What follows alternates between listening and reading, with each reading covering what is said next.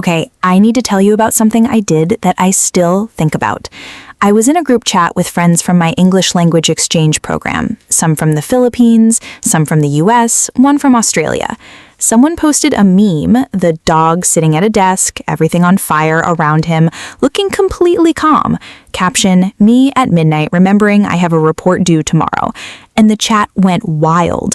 LMAOO, skull, someone typed, this is literally my life right now. Haha, same, crying emoji. And I wanted to join in. I was right there. I was relating to that meme at a cellular level. So I typed my response and hit send. Do you want to know what I wrote? I suspect I'm about to wince. Wait, okay, I am completely jumping into a story and I have not even said hello. Let me back up for 1 second. Fair. Go ahead. Hey everyone, welcome back to Extra Rise English Podcast, the show that helps you level up your English one real conversation at a time. I am Mia. And I am Leo. So glad you are here. Okay, so back to it. I wrote, I find this image quite relatable as I have also experienced difficulties with time management and academic pressure. I used the word difficulties. I used relatable as a formal adjective in a meme chat at midnight. And then I watched the rest of the group keep reacting to each other like I had not said anything at all. Someone even replied to the message above mine. Then someone sent a haha crying emoji to another message right below mine. And I could not tell if they were laughing at something else or at what I had written. 0 responses to me. And when I reread what I wrote, I completely understood why. You were not wrong, you were just using the wrong register for the room. And that is what today is about. Not just emoji, not just slang. It's about the fact that digital English has its own grammar, and nobody formally taught it to you. I felt like I was writing good English, and I was. Grammatically, that sentence was perfect. That is exactly the problem. In school, in textbooks, in formal instruction, English is presented as a written formal language. You write essays, you practice email format, you learn complete sentences, proper punctuation, no slang, and you get good at it. That training is real and it matters. But then you go online. Group chats, comment sections, Slack at work, Instagram DMs, and the rules have completely changed. Not disappeared, changed. And no one handed you the new rulebook. Because the new rulebook is not in any textbook. It's just what native speakers absorbed over 15 years of messaging apps. Right. And for Southeast Asian learners specifically, there's another layer. There's a formal first default that's built into how many of us were taught to communicate in writing. In Filipino culture, in Indonesian culture, in Vietnamese and Thai culture, being formal in a written message signals respect. You wouldn't send your professor a message with emoji. You wouldn't text your manager in all lowercase. That instinct is correct in those contexts. The problem is it travels into informal ones, where it reads completely differently. So what reads as respectful and professional in one context reads as cold or distant in another. Or, and this one stings more, it reads as you not really being there, not fully present in the conversation. Because informal digital English is relational first. It's not just about exchanging information, it's about energy. And when your register is formal in an informal space, the message the other person receives is not, I am being respectful. The message is, I'm not really in this with you. Oh, that's why the chat went quiet on me. It wasn't that my sentence was wrong, it was that my sentence stepped out of the room. That's it exactly. And there's one more piece worth naming, emoji ambiguity. A lot of Southeast Asian learners either avoid emoji entirely because it feels unprofessional, or they use them the way they might in messaging culture at home, where the context can be slightly different. A thumbs up in an English-speaking professional chat, for example, can read as dismissive or sarcastic depending on the situation. The happy emoji at the end of a message does specific emotional work in English digital communication that the word okay alone does not. None of this was in your textbook. It's a gap, and today we're closing it. Here's another one, actually, a different one from the meme chat. My best friend texted me the moment she got accepted into her dream program. All capital letters, 5 exclamation points, a photo of the acceptance email attached. And what I typed back was, "Congratulations, this is a wonderful achievement and you should be very proud of yourself." I read it once and sent it anyway. She replied 30 minutes later, one word. Oh, No exclamation point, no emoji, just oh. Oh, that must have stung a little watching just one word come back after everything she had just shared. And it makes sense why it landed that way. She wasn't asking for a formal reply. She was asking someone to scream with her. Exactly. And I was genuinely thrilled for her. It just didn't come out that way. I wish I had known even one phrase that let me match her energy in that moment, instead of reaching for the safest, most formal version of English I had. That's exactly what we're about to build. Phrase 1. Sounds good. No worries. All good. These are the casual acknowledgement phrases. I'm grouping them together because they each do a specific version of the same job, replacing an over-formal response with something that actually matches the register of the conversation. Here's what I mean.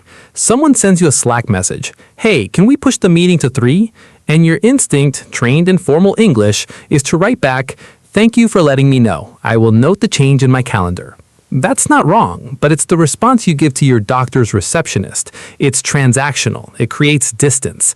Sounds good does not create distance. It signals, I heard you. I'm on board. Let's keep moving. No worries is for when someone apologizes or feels uncomfortable asking for something. Sorry, I'm running 5 minutes late. No worries. See you when you get here. That phrase accepts the apology and immediately removes any burden from the other person. Compare that to, I acknowledge your message. I will continue to wait, which is technically a complete sentence. All good is for when someone checks whether they might have upset you. I hope I didn't come across too blunt in that meeting. All good. I actually appreciated the directness. Short, warm, no distance. And once you see what these replace, you can't unsee it. Thank you for your message. I acknowledge receipt of your inquiry. I've sent that to someone I actually liked. Most people have. Say that phrase out loud right now. Pick one. Sounds good. No worries. All good. Say it like you mean it, not like you're reading it off a form. Okay, I already know which one I'm stealing for this week. Phrase 2. Hey, just circling back on this. Happy emoji. This is the soft follow-up phrase for when you sent a message, nobody responded, and you need to follow up without it sounding like a passive-aggressive office memo. First, what not to say. Did you see my message? This is the most common instinct, and it's the most damaging one. It puts the other person on the defensive immediately. They have to explain why they didn't respond, which creates guilt before the conversation has even started. Same with, I sent this 3 days ago and haven't heard back.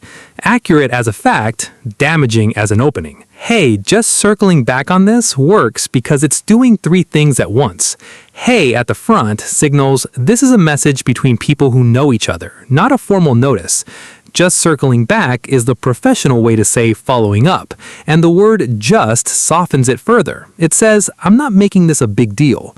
On this is deliberately vague. You're referencing the previous message without restating it in full, which treats the other person as someone who remembers what you sent.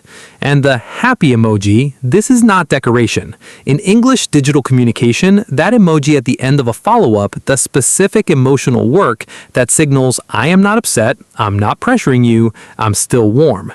Without it, just circling back on this is fine, but slightly sterile. With it, the tone is explicit. It's punctuation with a face. So the emoji is not just a nice addition, it's doing a job that the words alone are not quite doing. In this case, yes. Say that phrase out loud right now. Hey, just circling back on this. Say it like you're texting a friend, not filing a report. Okay, there's one more I want to name, and I'm not totally sure what to call it yet. It's that thing in a group chat where someone posts something relatable and everyone responds with the same energy. Not agreement exactly, more like matching. I keep going back and forth on how to describe this one actually. I could call it energy matching, that's close. I could call it conversational mirroring, but that sounds like a psychology textbook, and this show is not that. I think the simplest way to say it is this. Online, when someone shares something relatable, the group responds less with information and more with recognition. The phrase itself barely matters. The tone does. Recognition. Okay, that lands. So the goal with this next phrase isn't to say something clever, it's to sound like you felt the exact same thing. Phrase 3. Right? With double question marks. Happy emoji. Haha, yes, exactly. Same, crying emoji. These are the casual agreement phrases, and they're the most important ones for the specific problem of joining a conversation without sounding like a press release. Here's what these phrases do. They match energy. When someone posts something relatable and the chat is responding with laughter and recognition, these are the phrases that say, "I'm here, I'm in this with you, I see it the same way." Let me explain what each signals specifically. Right, with double question marks, is not actually a question. It's agreement at maximum volume. It means I agree so strongly that I'm almost asking you to confirm how obvious it is.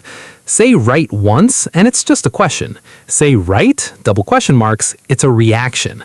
The double question marks carry the energy. Haha, yes, exactly, is warmer and more personal. It tells the other person, this actually made me laugh, and I want you to know that. It's casual but complete. You're affirming their observation out loud, not just pressing a like button. Same. This is shorthand for, I relate to this so deeply that the depth of my relatability is part of the humor. The crying in casual English digital spaces does not mean actual sadness. It means this is so true it is painful in a funny way.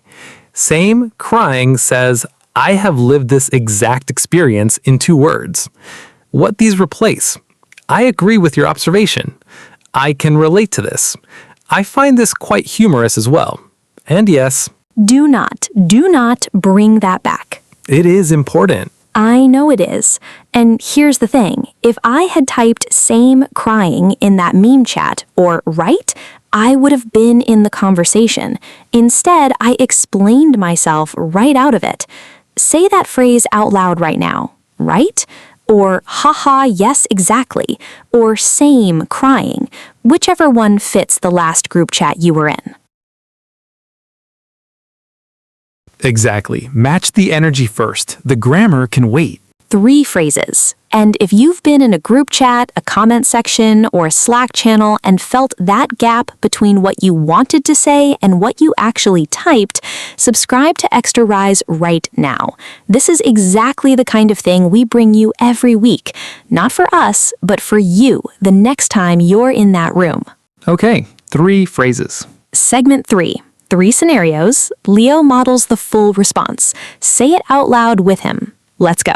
Ready. Scenario 1. Your coworker sends you a message on Slack. Hey, you coming to lunch? We're ordering from that place you like, pizza.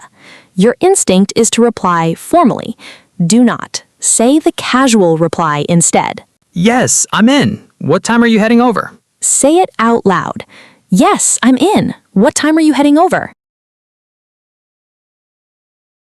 3 moves in that response. Yes, the exclamation mark carries real enthusiasm without going over the top. I'm in is short, direct, casual. It matches the energy of the message it's responding to.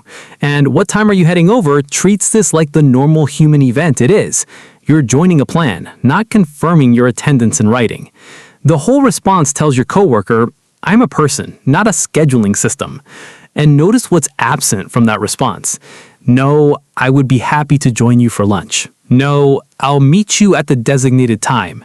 When you remove those phrases, the message becomes warmer. Less formal means more present. Scenario 2. 3 days ago, you sent a message in your group project chat. Hey everyone, should we divide the sections this week? Deadline is getting close. Nobody responded. The deadline is on Friday. Follow up without passive aggression, without pressure. Hey everyone, just circling back on this. Friday is coming up fast, and I wanted to check where we all are. I started on my section yesterday, about halfway through. How is everyone else doing? Let me know if it makes sense to get on a quick call this week. Say it out loud. Hey everyone, just circling back on this. Friday is coming up fast. I started on my section yesterday. How is everyone else doing?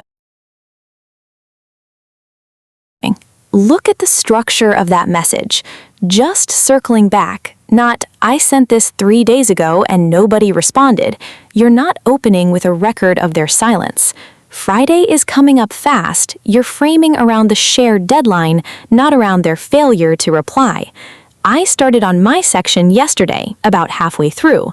This is the most important move. You share your own status before you ask for theirs. You're in the work with them, not standing over them with a checklist. And how is everyone else doing is open, not accusatory. It makes room for someone to say, actually, I've fallen behind. Can we talk? That message says, I care about this project and I care about this group. Come back. We can figure it out together. That's a very different message than, why has no one answered me? Scenario 3. You're in a WhatsApp group with friends from your international English program. Someone posts, why is it that the moment I sit down to study, I suddenly remember every chore I've been ignoring for 2 weeks? The chat responds, LOMAO, this is literally my brain. Haha, every time. Join the conversation. Match the energy. Right? I cleaned my entire kitchen before I started studying last Tuesday. Say it out loud. Right? I cleaned my entire kitchen before I started studying last Tuesday. 2 moves. Match the energy first. Right puts you inside the conversation, right now, not observing it from a polite distance. Then one specific personal detail. I cleaned my entire kitchen.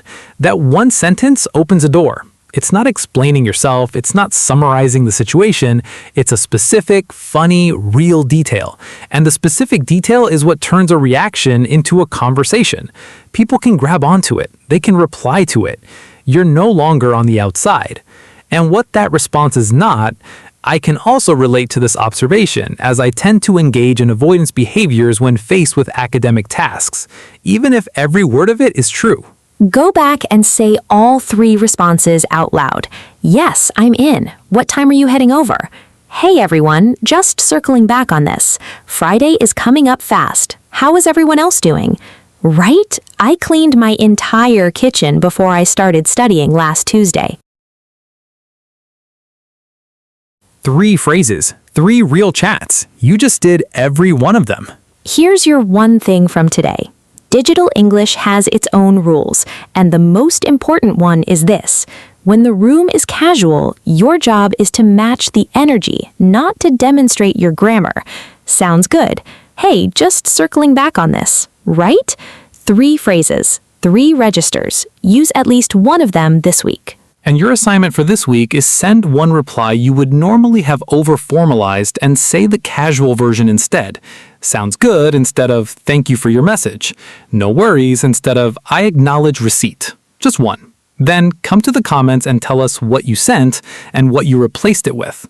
We want to see the before and after. And to the Southeast Asia learners who have been defaulting to formal English online because they were afraid of getting the wrong register wrong, today was for you. You weren't being cold. You were using the only rulebook you were given. Now you have a new one, because one serving of English is never enough.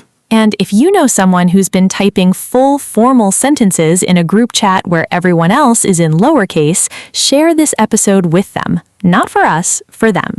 Because they've been trying their best with the wrong tools. Although sometimes this same silence happens not in a group chat, but on a live call. Everyone goes quiet at exactly the same moment, and nobody wants to be the one who speaks first. 4 people, 4 different countries, 1 shared document, and everyone just staring at it. Same freeze, different room. Watch that one next.